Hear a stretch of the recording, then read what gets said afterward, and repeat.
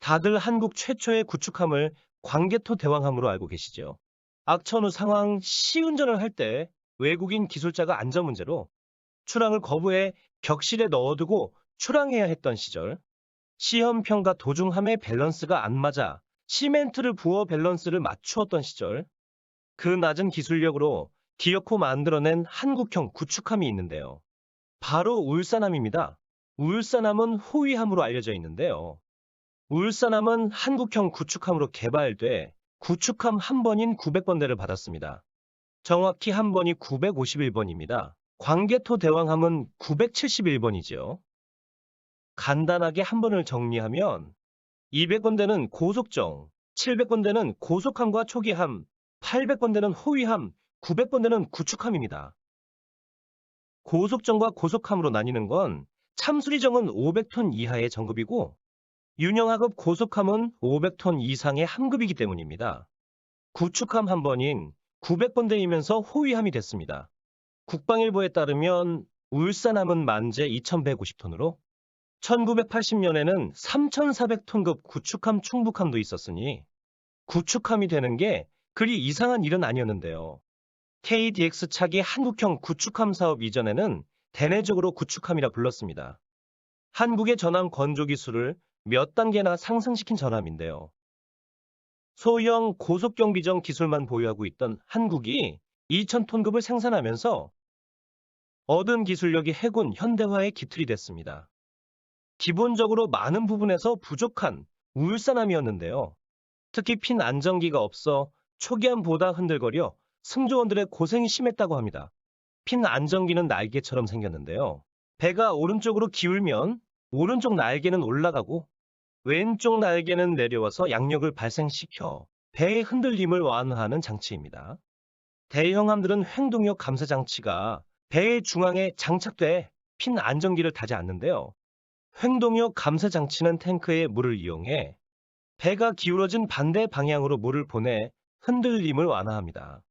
탱크에 채워진 물을 청수라고 하는데요.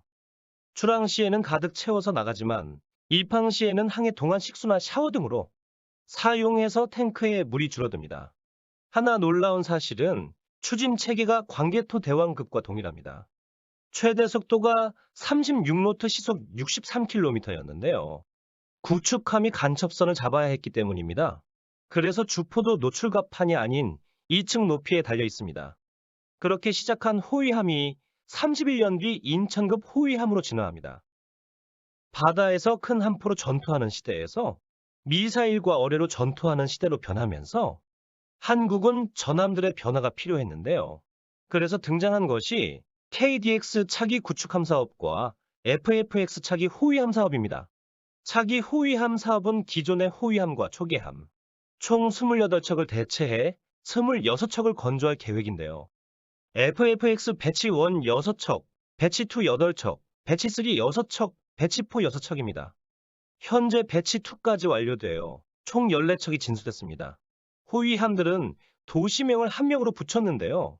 도시명을 보면 동해 1함대, 서해 2함대, 남해 3함대 중 어디인지 쉽게 알 수 있습니다. 배치 1은 인천급, 배치 2는 대구급입니다. 인천급에는 127mm 함포가 장착됐는데요. 함포 사격 시 진동 때문에 함교 창문이 깨지고 전투 체계가 다운되는 결함이 있어 악명이 높습니다. 함수 방향으로 이동했지만 여전히 구조적인 문제가 제기되고 있습니다. 그런데 무리하게 127mm 함포를 장착한 데는 다 이유가 있는데요. 당시 북한이 이란으로부터 76mm 함포를 도입하자 그동안 76mm 함포로 누렸던 사거리 우세가 사라졌습니다. 따라서 사거리 우세를 유지하기 위해 127mm를 설치한 것입니다. 스텔스 성능도 떨어지고 확장성도 떨어져서 가장 많은 비난을 받은 전함인데요. 당시 한참 차기 구축함 사업이 진행 중이었습니다. 당연히 예산이 구축함에 몰렸고 호위함은 후 순위가 되자 일단 싸게 만들어야 했고 그래서 스텔스나 확장성을 포기한 것입니다. 퇴역해야 하는 함선들이 대기하고 있고 호위함은 배치 4까지 있으니 인천급에서는 보수적이고 안정적으로 만들자는 심정으로 개발한 것으로 보입니다. 2006년 방위사업청이 출범해 해군에서 방사청으로 사업 추진 주체가 바뀌면서 조직 부분도 불안정했습니다. 이런저런 불운들이 겹치면서 인천급은 기대에 미치지 못한 부분이 있는데요. 그래도 PX가 들어가고 1인당 공간이 넓어져 장병들의 피로도는 좀 내려갔다고 하네요. 인천급에서 주목할 만한 변화는 레이더 성능의 비약적 발전입니다. 특히 손하는 울산급이 2차 세계대전 수준이었는데 천안함 피격 사건 이후 대잠 전력 부족을 뼈저리게 느낀 해군이 진심을 담아서 건조했는데요. 선체 고정식 음탐기는 10에서 30km의 적잠수함을 찾을 수 있는데요. 광개토 대왕함이나 이순신함의 선체 고정식 음탐기보다 뛰어난 성능을 가졌습니다. 물론 예인 선배열 음탐기가 없어 전체 성능은 비교할 수 없지만 말이죠. 대공 레이더는 3차원 선회형 A사 레이더가 장착됐는데요. 최대 탐지거리가 250km에 동시에 500개 이상의 목표물을 추적할 수 있습니다. 대구급에도 같은 대공 레이더가 장착돼 해공 한대공 미사일과 연계해 방공 능력을 높였는데요. 인천급에는 미사일 장착할 공간이 없어 탑재하지 못했습니다. 그 외에 예인형 어뢰 탐지기로 어뢰를 탐지하고 어뢰 음향 대항 체계로 어뢰를 교란시킬 수 있습니다. 세계에서 8번째로 개발한 경어에 청상어가 장착돼 있는데요. 최대 시속 45노트 83km이고 사거리는 19km입니다. LIG 넥스원에서 생산하는데요. 꾸준히 개량되고 있습니다. 한국 해군의 주력 경어뢰로 해외 어뢰의 50% 가격인 발당 10억 원이고 성능 또한 모든 면에서 훨씬 우수해 경쟁력 높은 무기입니다. 필리핀에 2019년 1차 수출을 했고 추가적인 수출이 예상되는데요. 향후 수출 전망이 높은 명품 경어뢰입니다. 마지막으로 대잠 작전의 끝판왕인 대잠 헬기가 있는데요. 와일드캣이 순차적으로 배치될 전망입니다. 와일드캣은 링스보다 잠수함 탐지 면적이 4배 넓은 것으로 보도되는데요. 디핑 소나와 청상어 한 발 탑재 시 2시간 이상 작전이 가능합니다. 추진체계는 울산급과 동일해 덩치가 커진 만큼 속도가 30노트 54km입니다. 사실 울산급의 추진체계가 이상하게 좋았던 거죠.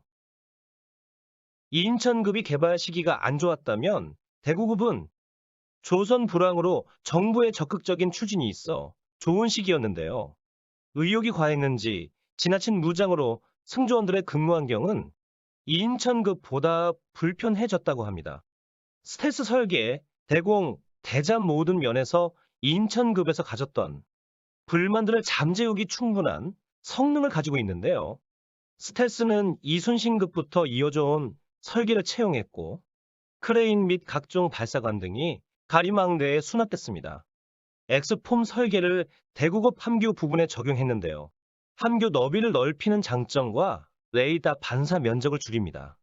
인천급과 대구급은 같은 대공 레이더인 SPS-550K를 탑재하고 있는데요. 최대 탐지거리는 250km이고 60km 안에 미사일을 탐지할 수 있습니다. 60km 거리에서 레이더 반사 면적 0.1m 물체를 탐지할 수 있는데요. 인천급에서 가장 아쉬웠던 부분이 수직 발사관이 없는 것이었는데요. 대구급에는 한국형 수직 발사관이 16셀 탑재됐습니다. 함대공 해공, 함대제 해룡, 함대함 해성 모두 한국 미사일이 탑재됩니다. 해공은 한 셀에 4발 탑재 가능한데요. 수직 발사관의 기본 운용 단위가 4셀인 점을 볼 때 총 16발의 해공이 탑재돼 있을 것으로 보입니다. 해군의 요구 성능에 초음속 대함 미사일에 대한 방어 능력이 있었기 때문에 초음속 미사일도 요격할 수 있을 것으로 예상됩니다. 수직발사관에서 대잠 미사일, 홍상어를 발사할 수 있는데요. 홍상어는 대잠 어뢰인 청상어를 내장한 유도로켓입니다. 세계에서 2번째로 개발된 수직 발사관에서 발사하는 대잠 미사일입니다.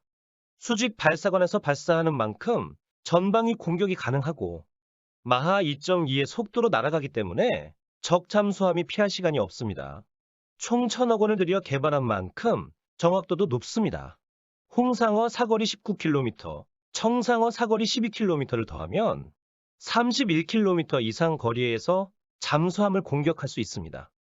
인천급에 없었던 예인 선배열 음탐기를 장착해 탐지거리가 50에서 100km로 넓어졌는데요. 인천급 대잠 탐지거리가 30km였으니 3배 이상 먼 거리를 탐색할 수 있습니다. 구축함인 세종대왕급이나 이순신급을 뛰어넘는 탐지 능력을 보유하게 됐는데요. 7번함이 천안함인 것으로 볼 때 잠수함 탐지 능력에 자신 있다는 말이죠. 대구급은 새로운 추진 체계를 적용했는데요. 하이브리드 추진 체계입니다. 한 기의 가스터빈 엔진, 4기의 디젤 발전기, 그리고 전기 모터로 구성되어 있는데요. 디젤 발전기는 전기만 생산해 축전기로 보내고 축전기의 전기를 이용해 저속 운항합니다. 고속 운항 시에는 가스터빈만 이용합니다. 저속에서 고속 운항으로 전환 시 가스터빈의 예열 시간이 필요한데요. 초기에 8분 이상 걸려 어뢰 회피가 힘들다는 지적을 받았습니다. 현재 5분 정도로 예열 시간을 단축했는데요. 전문가들은 3분까지 줄여야 한다고 보고 있습니다.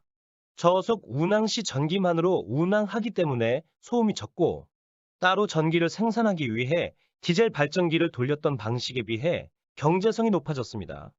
영국, 프랑스, 호주 등에서도 이용하는 효율적인 추진 체계인데요. 2021년까지 지속적으로 추진 체계 결함으로 많은 지적을 받았습니다. 처음 도입한 추진 체계였던 만큼 문제도 많았는데요. 배치3에도 동일한 추진 체계가 탑재되는 것으로 볼 때 문제의 대부분을 해결한 것으로 추측됩니다. 대구급 관급 계약 물품에 따르면 무인수상정 탑재가 확인됐는데요. 국방과학연구소에서 개발한 복합 임무 무인수상정이 탑재될 것으로 예상되는데요. 수상 감시 정찰과 수중 탐색 임무를 수행합니다. 영상 정보를 실시간으로 통제소에 전송할 수 있습니다. 순수 한국 기술로 완성된 복합 마스터를 탑재한 배치3가 기대되는데요. 한국 호위함들이 연안을 넘어 세계로 나아가기 바라면서 마칩니다. 시청해주셔서 감사합니다. 구독과 좋아요는 저에게 힘이 됩니다.